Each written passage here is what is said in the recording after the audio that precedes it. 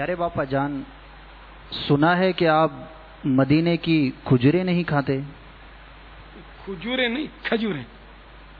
وہ جزاک اللہ. مدینے کی کھجوریں ہی تو تبرک ہے، لیکن میرا اپنا ذہن یہ کہ مدینے کھجور مدینے میں کھائی جائے. یہاں کھانا جائز ہے، مطلقاً حلال، حلال طیب. جو کھائے وہ قطعاً گناہگار نہیں، سعادت مند ہے. مدینے کی کھجور کس کو نصیب ہوتی ہے؟ لیکن بس میرا عجیب و غریب مزاج اور ذہن ہے. مجھے مدینہ شریف کی کھجور یہاں کھاتے ہوئے ڈر لگتا ہے کہ یہ ہاتھ پہ اس کی چکناہٹ آ جائے گی، پھر میں دھوؤں گا تو پانی کہاں جاتا ہے، یہ بولنے کی حاجت نہیں. سب جانتے ہیں پانی جب ہم بیسن میں دھوتے ہیں تو پانی گھوم پھر کے جاتا کہاں ہے.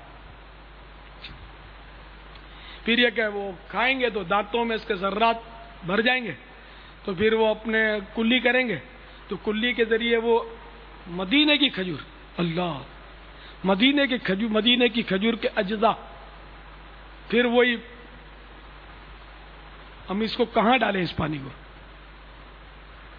خدا نہ خواستہ اگر وہی گندی جگہ پر یہ پہنچ گئے پھر تو یوں بس اس طرح کے مجھے وہ خیالات جو ہے نا، وہ مدینے کی کھجور کھانے کی اجازت نہیں دیتے. مطلب بس وہ ڈر لگتا ہے. یہ ادب ہے، یہ ایک محبت کا انداز ہے. جو کھاتا ہے وہ بالکل 112% صحیح ہے. کوئی یہ نہیں سمجھے کہ کھانا ہی ناجائز ہے. اب اپنا اپنا، نہ کسی کے رقص پہ طنز کر، نہ کسی کے غم کا مذاق اڑا، جسے چاہے جیسے نواز دے، جسے چاہے جیسے نواز دے.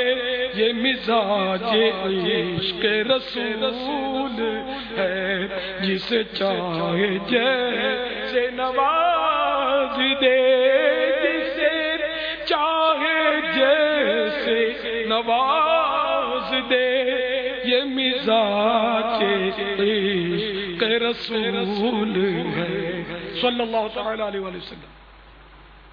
تو جو کھا رہا ہے وہ بھی صحیح ہے، اور جو ادباً نہیں کھاتا وہ بھی صحیح ہے. دونوں ہی غلط نہیں، دونوں ہی صحیح.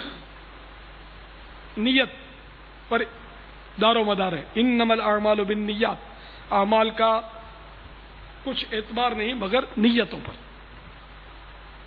واللہ تعالی اعلم ورسولہ اعلم عز وجل وصلی اللہ تعالی علیہ وآلہ وسلم.